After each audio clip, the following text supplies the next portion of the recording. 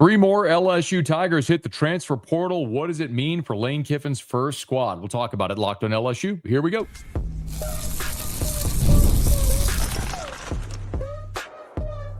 You are Locked On LSU, your daily podcast on the LSU Tigers. Part of the Locked On Podcast Network, your team every day. Okay, let's get it. It is Locked On LSU, your team every day. I'm your host, Matt Moscona. Thanks so much for making us your first listen. We're free, available wherever you get great podcasts, of course, on YouTube as well. So please subscribe as always. One of the fastest ways to help us grow is by leaving your comments below. So thank you sincerely for that. Today's episode is brought to you by Game Time. Download the Game Time app, create an account, use the code LOCKEDONCollege for $20 off your first purchase. Well, three more LSU Tigers have entered the transfer portal. Remember last week, Kylan Billiot, Jelani Watkins, a couple of receivers announced their intention. On Monday, three more Tigers announced their intention to enter the transfer portal. I want to talk about each of them and the significance. Cornerback Ashton Stamps, cornerback Wallace Foster, defensive lineman Ahmad Breaux. Maybe a little bit of a surprise there with that last one, but we're going to go through all of it today. And we're glad to have you aboard with us here. So thanks for hanging out. Thanks for making the Locked On Podcast Network the #1 sports podcast network in the world. We'll talk also about, with Stamps and Foster gone, what it means about the future of the cornerback room on a day where DJ Pickett picked up a really significant honor and another significant decision by Lane Kiffin with respect to his coaching staff, and Ole Miss in the college football playoff is now 4 current LSU staff members are going to return to Oxford to coach the Rebels in the playoff game. We're going to get into all that, so buckle up. We got a ton to do. Ashton Stamps was the first on Monday to announce that he was going to enter the transfer portal. Now, one quick point of reference here. Remember, the portal is not open. And this is very important because we're going to talk about this a bunch because it is this isn't going to be all the LSU players that enter the portal, and there's going to be players intending to enter the portal that LSU is going to target. So we're going to talk about this a ton in the coming days and weeks. So get used to this. But as a point of reference, the portal doesn't open until January, but players can declare their intention now to enter the portal. Remember, a school cannot contact a player until the player is in the portal. However, every player now has agents or representatives working on their behalf. So while a school can't contact the player, there is nothing stopping the school, a coach, a collective, anyone like that from contacting the player's agent or representative. So in many cases, this is kind of like legal tampering in the NFL, where the player declares their intention of going into the portal as sort of a signal to every other school, hey, I'm available, so contact my agent. And so then schools can work out deals with agents before the player ever goes into the portal. And so the player knows really before they even formally enter the portal where they're going to go. So let's start with Ashton Stamps, and we'll get to Foster and Breaux and all that stuff. So Ashton Stamps, I don't think this is a tremendous surprise. Now, what's a surprise is how precipitously Stamps' productivity dropped this year. Remember, Stamps came to LSU as a 3-star. And as a freshman back in 2023, the terrible defensive year in 2023, Stamps played in 11 games with 4 starts as a true freshman. He was a 3-star. So not a very highly regarded guy coming out of Archbishop Rummel, but boy, LSU is in such dire need of anyone that could be productive on that defense. And Stamps ended up playing a good amount. And then a season ago in 2024, Stamps ended up starting every single game, started 13 games, made 51 tackles, led the SEC with 14 pass breakups. Listen to me. As a sophomore, Ashton Stamps led the SEC with 14 pass breakups. Basically, every team looked at Zy Alexander and said, we're not going to throw at him. Let's throw at the sophomore 3-star. He made a lot of teams pay. And so coming into 2025, the feeling was you add Mansour Delane, you've got DJ Pickett coming in, you add Jakeem Jackson via the transfer portal from Florida, and of course, PJ Woodland another year. All these guys were going to compete for spots. And what happened is it was so evident from the very first day of fall camp that Mansour Delane was LSU's best cornerback. You don't need to be a football savant. I'm an idiot. I'd go out there and you go, oh, Ford's their best guy. It was just, you saw it all year. I mean, you don't have to be brilliant to notice, like, Trey Green is 6'7" and is a matchup problem. Well, you don't have to be brilliant to go watch them practice and look at Ford and go, well, he's just the best guy they got. And he was. So Delane, you knew was going to start. Well, the assumption was that Stamps would play on the other side, and you'd see Pickett and Woodland rotate in as well. Maybe Pickett would end up being the nickel, and Woodland, the former 3-star, would kind of be relegated. That's not what happened in fall camp. If you remember any of our fall camp reports, by the time you got into the 2 weeks leading up to Clemson, Woodland was the guy that was taking more reps. So you had Mansour Delane and Woodland primarily as your starter. Pickett was the nickel, and that next guy rotating in, and Stamps was the odd man out. So LSU gets to the game against Clemson, and you're feeling like, man, by the time they're playing Clemson, you know, I get how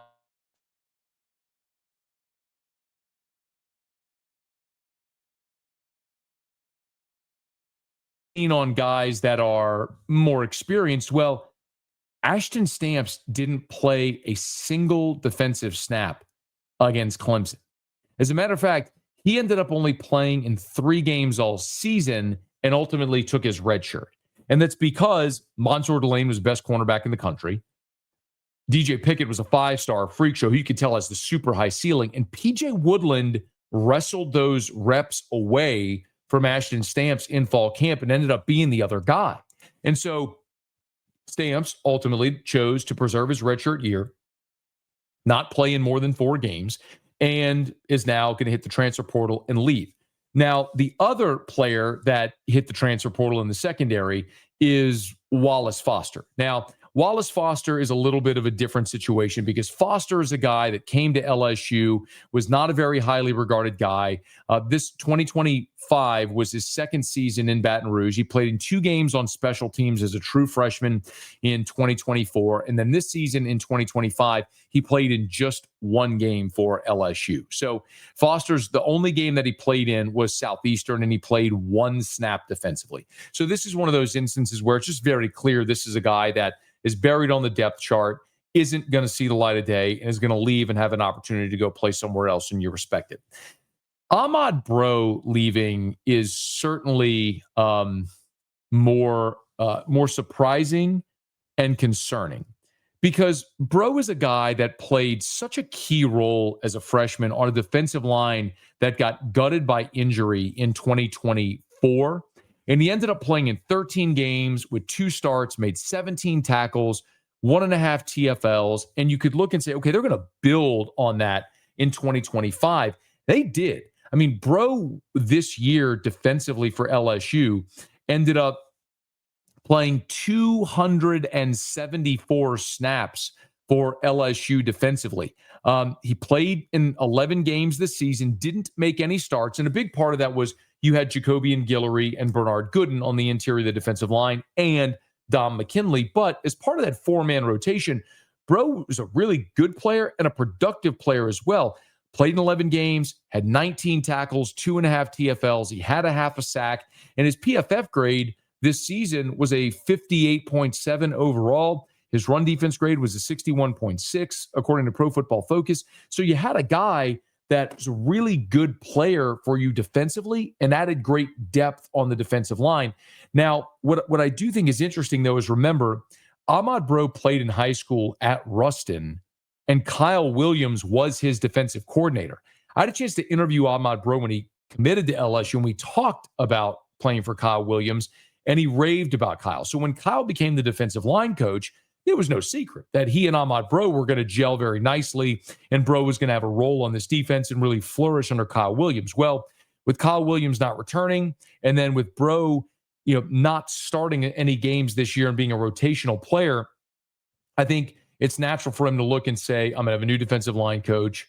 Dom McKinley is coming back next year. Some young guys like Buddy Mathis played a bigger role. LSU's probably going into the transfer portal to get more defensive line depth.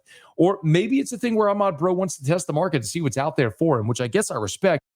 But it is disappointing because that's a guy that certainly has a huge upside for LSU, and played a really key role now for 2 seasons and gave you a lot of really productive snaps. So when you look at the defensive tackle position for next year and you look at what you're losing, of course, Bernard Gooden is graduating. He's done. Jacobian Guillory, his 6th year, he's done. Now Breaux hitting the transfer portal. That means if you look at the rest of your defensive line who's available to come back, Walter Mathis, Brandon Brown, Zion Williams, Don McKinley, and then, of course, Sean Washington could also come back for his 5th season if he chose to. And then you're bringing in freshman 5-star Richard Anderson as well on the interior of that defensive line. So maybe Breaux looked and said, I don't want to get stuck in a battle in a rotation again, wants to go somewhere where he can be a starter and get more snaps. But that one stings because that's a guy you got 2 years of investment into who's been a good player for you and a good depth piece, a part of your defensive tackle rotation. I would say with Breaux leaving, it's pretty clear now that you're going to have to go in the portal and get a veteran player because you can't go into this season with only Don McKinley and Sean Washington as your veteran interior defensive lineman. That's going to be a must now in the transfer portal with Ahmad Breaux leaving LSU. Now, you're losing 2 cornerbacks, as we mentioned, in Stamps and Foster. But what does the future of that room look like? We'll get to that as we continue here. It's Locked On LSU, your team every day. The holidays come with 2 big goals: feeding people well and finding gifts they'll actually love. And when you want both handled in one move, Omaha Steaks is the way to go. From hosting to gifting, they deliver the world's best steak experience right to your door. Because during their Sizzle All the Way sale, you can stock up and save in a huge way. 50% off site-wide at omahasteaks.com. And it gets even better. Locked On College listeners get an extra $35 off with code COLLEGE at checkout. Look, I've sent Omaha Steaks as a gift before. The reaction is always the same. People say it's the best gift ever. It's so easy to gift, by the way. It shows up frozen. It's packaged beautifully. It's ready to cook. And the steaks are perfectly aged. They're insanely tender. It is restaurant quality at home. Save big on gourmet gifts and more holiday favorites with Omaha Steaks. Visit omahasteaks.com for 50% off site-wide during their Sizzle All the Way sale. And for an extra $35 off, use promo code COLLEGE at checkout. Terms apply. See site for details. That's omahasteaks.com, code COLLEGE. Get back to the show here in just a quick second. But again, I want to thank you for making Locked On LSU your first listen every day. And thank you for making Locked On the #1 sports podcast network. Now, you already live your team every day. Now you can take it up a level and go ad-free. Join the Everydayer Club and get Locked On LSU with no interruptions, members-only Discord access, and more, all for just $5 a month or $50 for the year. So you can go to the link in the show notes to learn more. So LSU has now lost 5 players to the portal. Last week, it was receivers Kylan Billiot, Jelani Watkins, and now cornerbacks Ashton Stamps, Wallace Foster, and defensive tackle Ahmad Breaux. So that's 5, and there will certainly be more, just the nature of college football as of right now. But as we look at Stamps and Foster out the door, it's interesting because it comes on a day where DJ Pickett received a pretty significant honor. So On3 listed their freshman All-America team. And not only was DJ Pickett on the true freshman All-America team, again, this was true freshman, on the true freshman All-America team by On3, he was named the National True Freshman Defensive Player of the Year by On3. And man, it is hard to argue anything to the contrary when it comes to DJ Pickett. He was the number one 5-star cornerback in America when he signed with LSU. He showed up early. They have him listed at 6'5", 195, and he may be every bit of that. And my goodness, did he live up to the billing. Pickett played in 12 games, started twice, 30 tackles, 2 TFLs, 2 sacks, 2 pass breakups, 3 interceptions, 5 passes defense. And as we mentioned, he effectively forced a guy like Ashton Stamps, who led the SEC a year ago in pass breakups. He effectively forced Ashton Stamps into the transfer portal. So Pickett comes in as a 5-star with all the hype and expectation. My goodness, did he live up to it? And when you look at his Pro Football Focus grades for the season, DJ Pickett's overall defensive grade for the season was a 79.8. Although he's known for his coverage skills, and he was a 76.3, his run defense grade was an 83.7. It's almost incredible that a guy like that could go and have the type of season that DJ Pickett did, because you would think the tough transition for a guy like Pickett would be in run defense and what he's asked to do aside from just being athletic and covering. There was no such issue. And just for context, if you look at the season-long Pro Football Focus grades for LSU's defense, highest rated defender, no surprise, Mansour Delane, with a 91. Second highest was Deshaun Spears. That comes a little bit of an asterisk because Spears was a rotational guy. For example, Delane played 624 snaps. Spears played 168. But if you're talking about the guys that played significant snaps, AJ Halsey next at an 87.3, and then the fourth highest graded defender on the entire team was DJ Pickett with a 79.8. And among the regulars, only Delane and Halsey had higher grades. And Delane is going to be a first-round draft pick, and Halsey played every bit like an All-American this season. So absolutely deserved for DJ Pickett. And as a random aside as well, it's worth noting that a giant reason why it is so important that Blake Baker is returning is Baker is retaining the entire staff, which includes Corey Raymond. And Pickett said by his own account that Corey Raymond was a giant reason why he's here. When Pickett committed to LSU, he cited Corey Raymond. So it is natural to think if Raymond wasn't retained, Pickett could very well have gone in the transfer portal as well to follow Raymond wherever he'd go, or really go anywhere to the highest bidder and cash a huge check. So massive to have DJ Pickett back. And obviously a very deserving honor. So when you look at the cornerback room, however, for 2026, remember, you're going to lose Mansour Delane. He's going to be gone to the NFL draft. Ashton Stamps is also going to be gone, obviously. He's entered the transfer portal. And now Wallace Foster, who hasn't really played in 2 years, is gone as well in the transfer portal. So what is plausible is you look at your starting corners for next year from jump, and it's going to be Pickett on one side, and then PJ Woodland will be the other. For what it's worth, Woodland played in 12 games this year for the Tigers. His overall Pro Football Focus grade was a 71.2, and a very productive season as well for PJ Woodland in his true sophomore season. The former 4-star cornerback, 5'11", 165 is where they have him listed, but a guy that really produced. He started all 12 games he played, made 35 tackles. He had a sack, 9 PBUs, and 11 passes defensed to go along with 2 interceptions. So Woodland this year had a season very reminiscent of Stamps a year ago.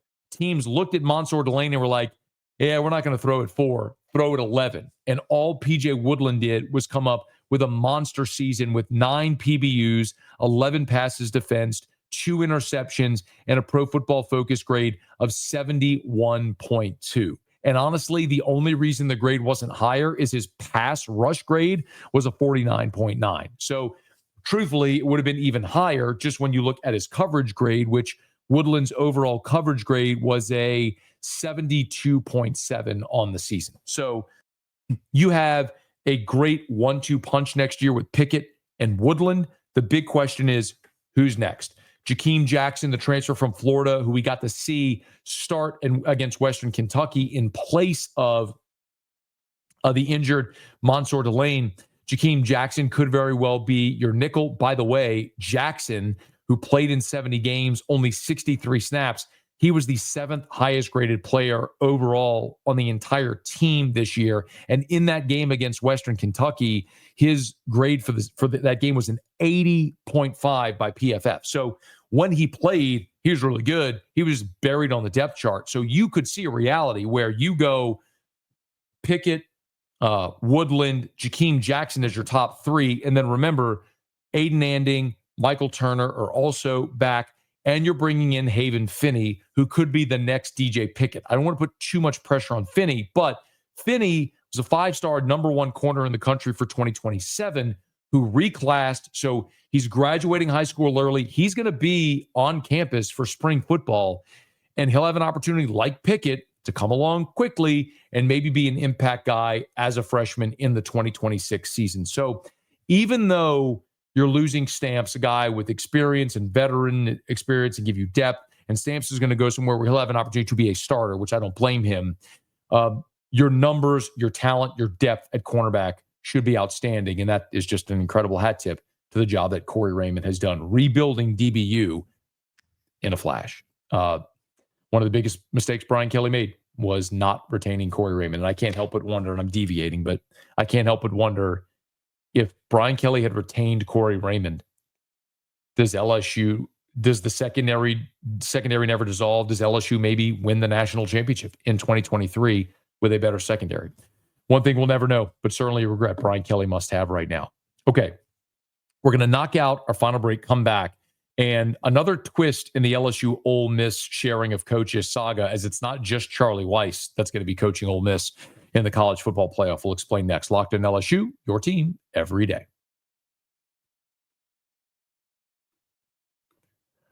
The World Cup is coming back to North America for the first time since 1994, and with 48 teams for the first time ever, it's going to be massive. But let's be honest, getting tickets is usually the hardest part.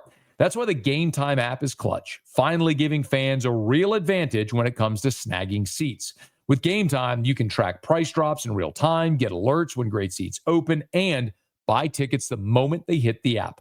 It puts the power back in your hands and makes going to the World Cup realistic instead of impossible. Look, I love that the price includes fees up front. There's no last-second surprises at checkouts. And alerts for teams and matches make it easy to grab tickets the moment they drop instead of missing out. So take the guesswork out of buying World Cup tickets and every match, concert, or event with Game Time. Download the Game Time app, create an account, use the code LOCKEDONCollege for $20 off your first purchase. Terms apply. Again, download the app, make an account, and use the code LOCKEDONCollege for $20 off. Swipe, tap, ticket, go. Game Time. Well, a lot of Ole Miss fans weren't too fond of me calling Keith Carter weak. That's the Ole Miss athletic director. And I understand it.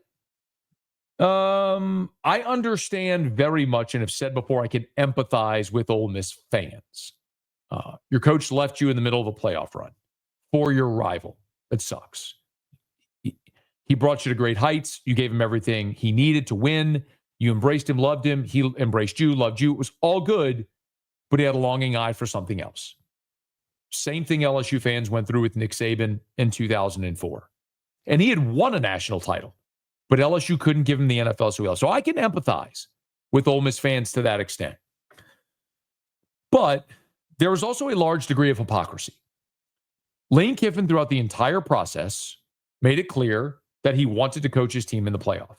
And as Keith Carter has now said on the record, he told our friends at Super Talk Mississippi, Richard Crouch, who's a buddy who you've heard us do shows with at SEC Media Days, does an outstanding job. He had an interview with Keith Carter last week where Carter said, point blank, that they had let Lane Kiffin know for weeks that if he left, he was not coaching the college football playoff. Okay. And they could not reconcile the fact that they were going to allow the LSU coach to coach Ole Miss in the college football playoff. Okay. Well, apparently what's good for the goose is not good for the gander, because we know Charlie Weiss was returning to Ole Miss to coach the Rebels in the college football playoff and to call plays. And by the way, I'm perfectly okay with that. Because I don't blame Ole Miss for wanting to win. Nick Saban, I think, said it really well on College Game Day this past weekend, which was to say, when he was preparing for a national championship and Kirby had taken the Georgia job and he was taking Glenn Schumann with him and several others, those guys worked on a going to a conference opponent, by the way, worked on a schedule, made it work out, and they won the national championship, and then Kirby went to Georgia. Well, apparently it wasn't so much that Ole Miss just couldn't bear the thought of an LSU coach being there and infiltrating Ole Miss, because not only is Charlie Weiss Jr. going to coach Ole Miss, but so too are tight ends coach Joe Cox, wide receivers coach George McDonald, and analyst and assistant quarterbacks coach Dane Stevens, all who have joined Lane Kiffin in Baton Rouge. But now Lane Kiffin is allowing to return to Oxford with Weiss to coach Ole Miss in the college football playoff, which, by the way, I am fine with. As long as you're doing your duty and your responsibility professionally to LSU, why not? Go try to win a championship. I would have been fine with Lane Kiffin coaching Ole Miss in the college football playoff, but I understand Ole Miss's decision not to allow him. But if you're not going to allow Lane Kiffin, why is it okay for 4 LSU assistants to coach Ole Miss in the college football playoff? Hypocrisy at its worst. At its worst. Keith Carter, weak leader, weak athletic director, who has left Ole Miss vulnerable. But I wish LSU's assistants good luck in the college football playoff.